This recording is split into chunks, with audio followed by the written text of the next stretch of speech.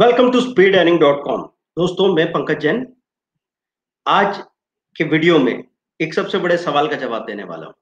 लोग बार-बार पूछते हैं कि सर, छोटे-छोटे प्रॉफिट्स बार-बार लेना चाहिए इंट्राडे ट्रेडिंग में या फिर बड़ा प्रॉफिट लेना चाहिए?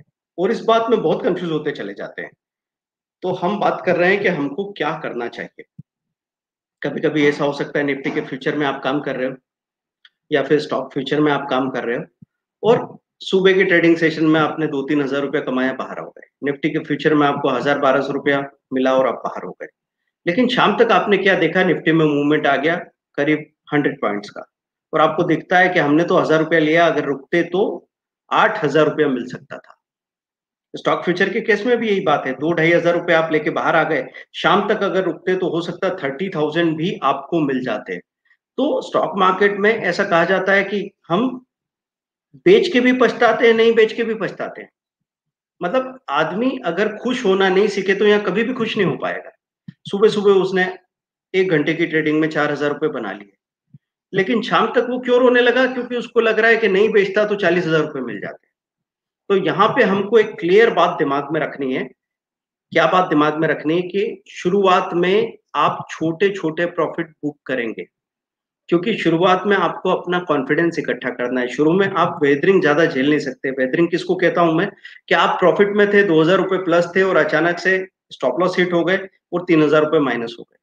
तो ये चीज़ आपसे बहुत आसानी से झेली नहीं जाती, तो बहुत बड़ी परेशानी खड़ी हो जाती है। इसलिए शुरू में आपसे कहता हूँ कि 500 रुपए, 700 रुपए, 200 रुपए, 1000 रुपए, 1200 रुपए करते-करते आप धीरे-धीरे 25,000, 50,000 रुपए का प्रॉफिट इकट्ठा, उससे क्या होगा? आपके अंदर कॉन्फिडेंस आएगा। एक अच्छा ट्रेड 4 नए सही ट्रेड को मौका देता है। उसकी कंटिन्यूटी, उसका सिलसिला बनाता है। एक गलत ट्रेड 4 गलतियों को इनवाइट करता है। अगर आपने एक बार गलती की, एक बार लॉस किया, उसको कवर करने के लिए गए, वो लॉस कवर हुआ नहीं, इतने में लॉस बढ़ गया। धीरे-धीरे आप घबराहट में, जल्दबाजी में और लॉस करते चले जाएँगे, एक सिलसिला बन जाएगा। तो इसलिए मैं आपसे कहता हूँ कि जो भी आप यहाँ पे करते हो ना, वो सब आपके आगे की ट्रेडिंग पे असर डालता है। इसलिए कभी-कभी ऐसे ही होता है ना कि हम बैठे हैं और हमने कहा चलो कुछ और काम नहीं है तो एक आध ट्रेड ही कर लेते हैं दिन में। अब मैं टाइम डिसिप्लिन बता रहा हूँ आपको कि आप 9:15 टू 10:30 11 तक करें और दिन में 1:20 टू 2:30 कीजिए। लेकिन बीच में आप बैठे थे, आपको और कोई काम नहीं था। आपने कहा चलो 1 बजे, साढ़े 12 बजे एक आध ट्रेड कर लेते हैं, हम ज़्यादा देर रुकेंगे नहीं। लेकिन उसमें आपका एक ऐसे लेट हो गया और आपके 500-700 रुपए चले गए। बहुत बड़ा नुकसान नहीं हो गया। लेकिन उसी स्टॉक में जब वापस मूवमेंट आ रहा था, तो आप एंट्री नहीं कर पाए क्योंकि वो जो चोट आपको लगी थी, उसने आपको डिस्टर्ब कर दिया, आपके कॉन्फिडेंस को डिस्टर्ब कर दिया। तो दोबारा तरीके से प्रॉब्लम क्रिएट होती है। तो दोस्तों, आपको क्या करना है? अगर आप नए हैं, तो छोटे-छोटे प्रॉफिट बुक करके आप पहले अपनी कैपेसिटी बढ़ाएँगे, अपना कॉन्फिडेंस बढ़ाएँगे, अपना नॉलेज और ऑब्जर्वेशन भी डीप होगा। फिर जब आपके पास कैपेसिटी बन जाएगी, कैपेसिटी को फेक नहीं कर सकते आप। मतलब ऐसे किसी की जेब में पैसा नहीं है और वो ये बताए कि नहीं-नहीं मुझे फ़र्क नहीं पड़ता, गया 5000 तो चला जाएगा, 10,000 गया तो चला जाएगा।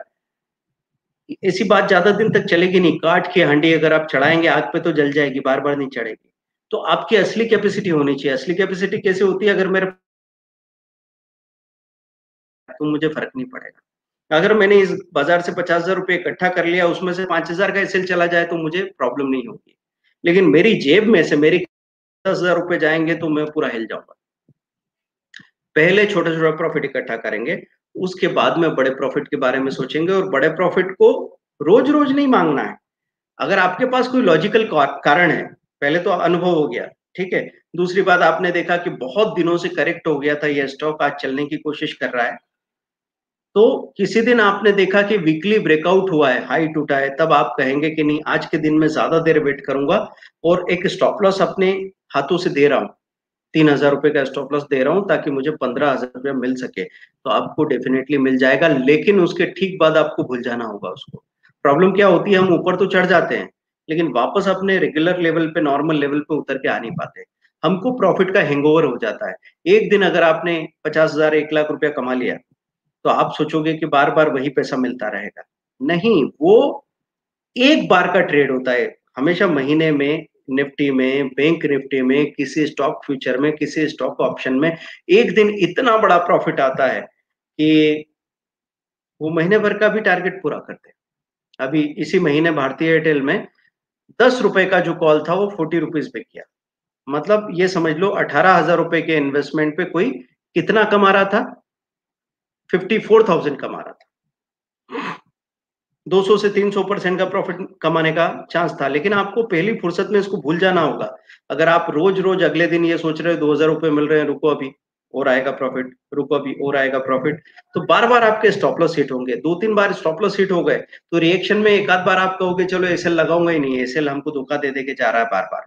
और एक बार एसएल नहीं लगाया और बाजार ने अगर आपको धोखा दे दिया सच में, एसएल का धोखा चलेगा, बाजार का धोखा नहीं चलेगा। बाजार ने आपको धोखा दे दिया, एक ही दिन में आपको हो सकता है 20,000 रुपए माइनस हो जाए। अब इतना बड़ा गड्ढा आप अगले 1 महीने तक भरते रहेंगे, ये गड्ढा भर भी नहीं पाएगा और आप नया गड्ढा बना लोगे। तो दोस्तों, स्टॉप लॉस लगाना है आपको और छोटे-छोटे प्रॉफिट बुक करना है शुरुआत में।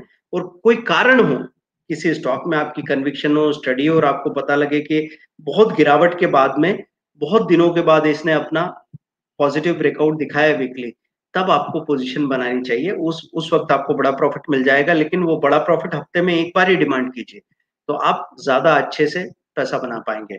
मतलब इन शॉर्ट मैं आपसे ये कह दूँ,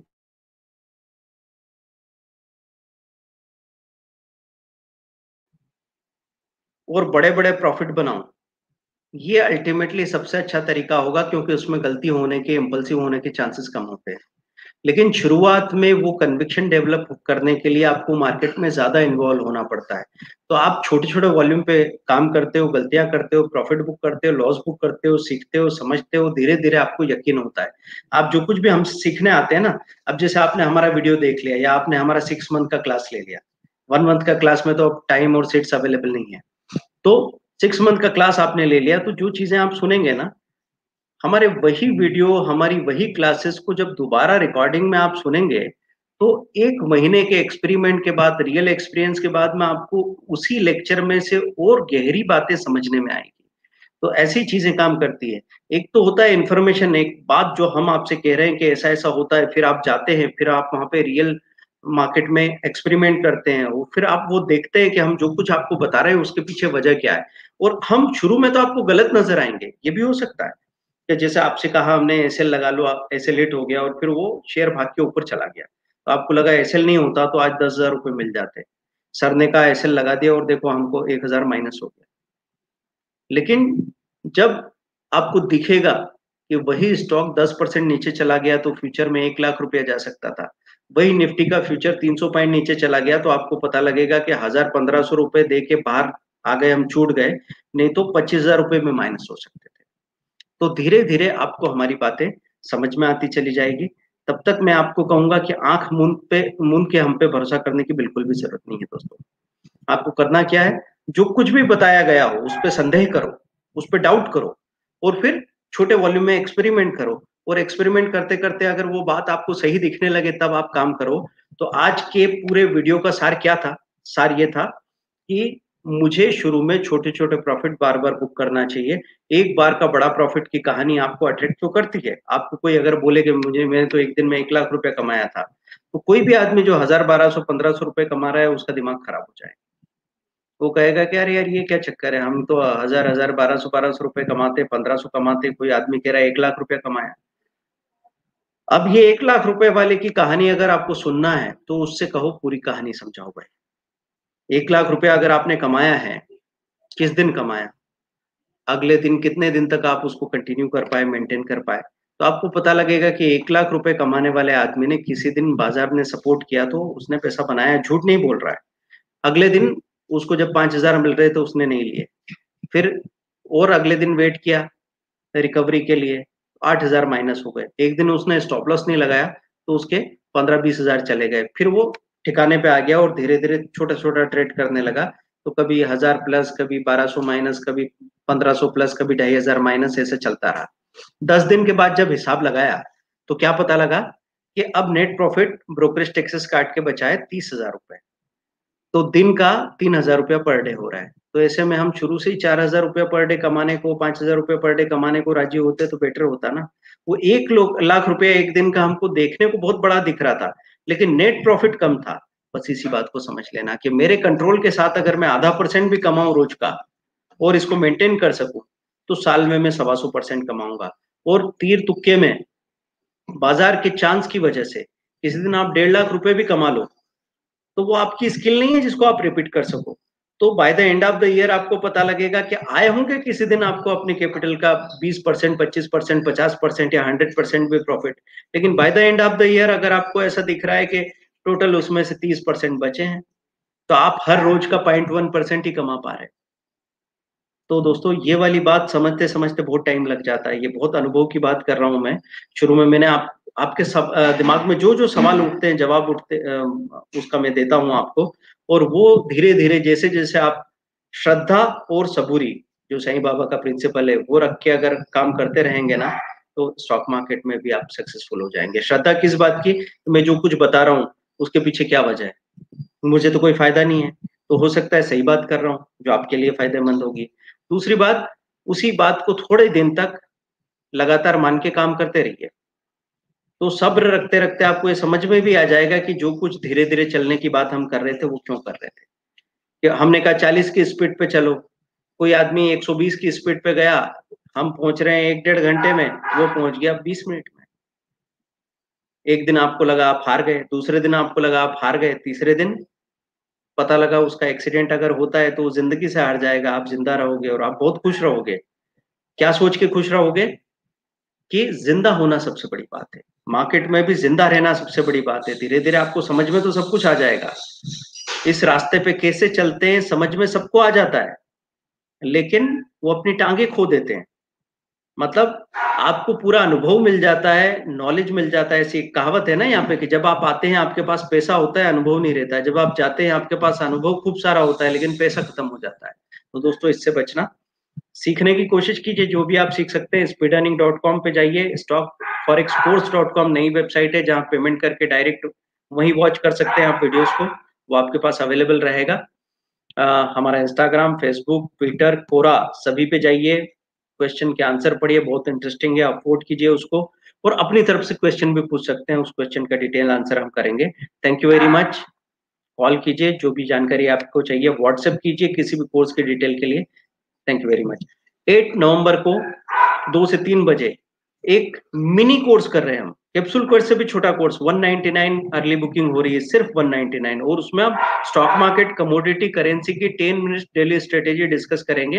हर रोज 10 मिनट आओ, ट्रेड करो, या तो बराबरी में या छोटे प्रॉफिट में बाहर निकलो। लेकिन क्यों, किस लिए कर रहे हैं ये?